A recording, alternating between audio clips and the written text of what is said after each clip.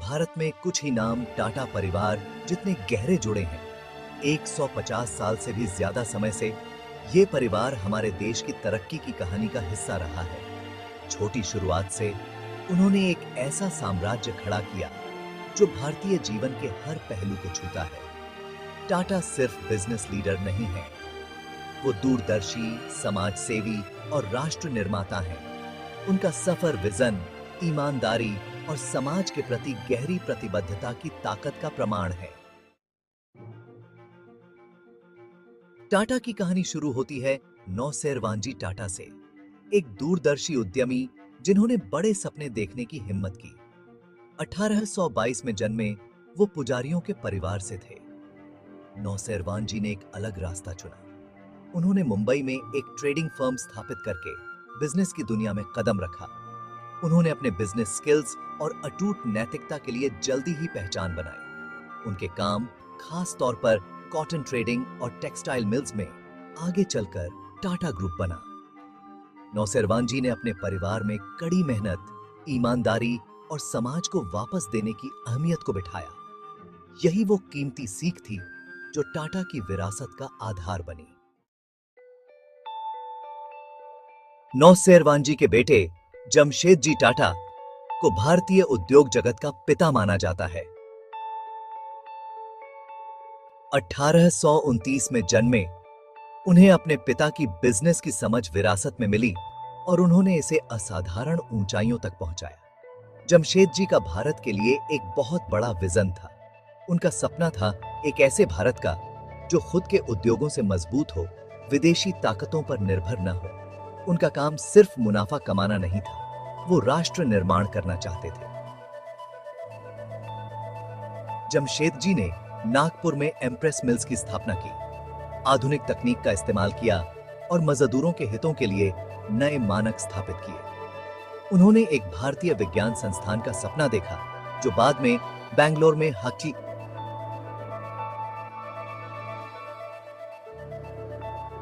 बना। उनकी सबसे महत्वाकांक्षी परियोजनाएं थीं मुंबई में ताजमहल होटल और Tata iron and steel company यानी टिस्को, जिन दोनों को पूरा होते हुए देखना दुर्भाग्य से उन्हें नसीब नहीं हुआ। ये काम सिर्फ व्यापारिक उपक्रम नहीं थे, ये भारत की क्षमता के प्रतीक बन गए। जमशेदजी के निधन के बाद उनके बेटे दोराबजी टाटा और रतनजी टाटा ने जिम्मेदारी संभाली। 20वीं सदी की शुरुआत के मुश्किल दौर में उन्हें अपने पिता के अधूरे सपनों को पूरा करने का कठिन काम सौंपा गया।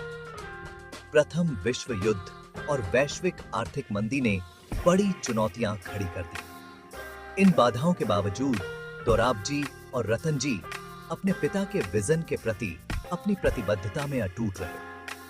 उन्होंने टिस्को और ताजमहल होटल दोनों को पूरा होते हुए देखा, जिससे ये संस्थान भारतीय गौरव के प्रतीक बन गए। उन्होंने टाटा समूह का जल विद्युत ऊर्जा और रसायन जैसे नए क्षेत्रों में भी विस्तार किया।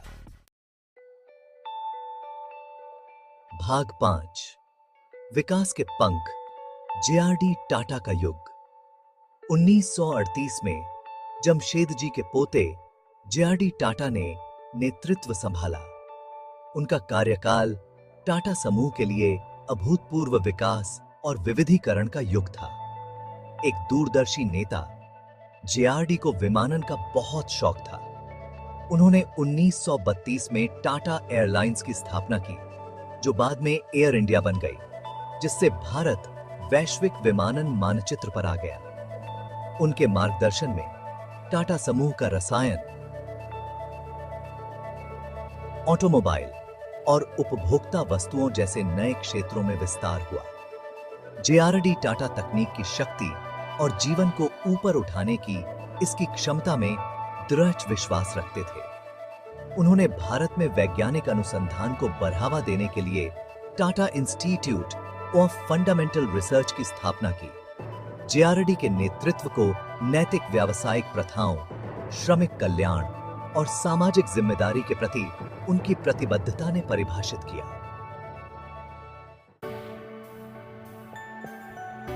भाग 6, एक स्थिर हाथ, नवल टाटा का योगदान। जेआरडी के भाई नवल टाटा ने टाटा समूह के श्रम संबंधों और सामाजिक कल्याण पहल को आकार देने में महत्वपूर्ण भूमिका निभाई। वह समूह के कर्मचारियों के कल्याण में दृढ़ता से विश्वास करते थे। नवल टाटा ने टाटा वर्कर्स यूनियन की स्थापना में महत्वपूर्ण भूमिका निभाई, जो भारत के सबसे पुराने और सबसे शक्तिशाली ट्रेड यूनियनों में से एक है। उन्होंने श्रमिक अधिकारों के लिए आवाज उठाई, कर्मचारियों और उनके परिवारों के लिए उचित वेतन, सुरक्षित काम करने की स्थिति और स्वास्थ्य सेवा और शिक्षा तक पहुंच सुनिश्चित की। उनके प्रयासों ने प्रबंधन और श्रम के बीच साझेदारी की भावना को बढ़ावा दिया, जो टाटा समूह की कॉर्पोरेट संस्कृति का एक अनूठा पहलू है। भाग 7, एक नया सवेरा, रतन टाटा का परिवर्तनकारी नेतृत्व। जेआरडी के उत्तराधिकारी रतन टाटा ने 1991 में कार्यभार संभाला। उन्हें एक बड़ा और विविध समूह विरासत में मिला, लेकिन एक ऐसा समूह जो तेजी से वैश्वीकृत होती दुनिया की चुनौतियों का सामना कर रहा था। रतन टाटा ने टाटा समूह को एक वैश्विक शक्ति में बदलने के लिए एक साहसिक दृष्टिकोण की शुरुआत की। उन्होंने Tetley tea, Jaguar land rover और कोरस स्टील सहित कई रणनीतिक अधिग्रहणों का नेतृत्व किया। इन अधिग्रहणों ने न केवल समूह के वैश्विक पदचिह्न का विस्तार किया, बल्कि विश्व मंच पर भारतीय व्यवसायों के आगमन को भी प्रदर्शित किया। रतन टाटा ने उभरते बाजारों और प्रौद्योगिकियों की क्षमता को भी पहचाना। उन्होंने टाटा टेली सर्विसेज के साथ दूरसंचार और टाटा कंसल्टेंसी सर्विसेज या टीजीएस के साथ सूचना प्रौद्योगिकी जैसे नए क्षेत्रों में कदम रखा।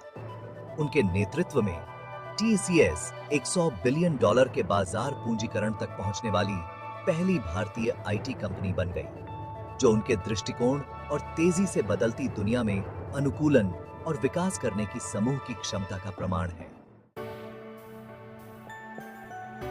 भाग 8, टाटा लोकाचार, ईमानदारी और सामाजिक उत्तरदायित्व। अपने पूरे इतिहास में टाटा परिवार ने नैतिक व्यावसायिक प्रथाओं और सामाजिक जिम्मेदारी के प्रति अटूट प्रतिबद्धता का लगातार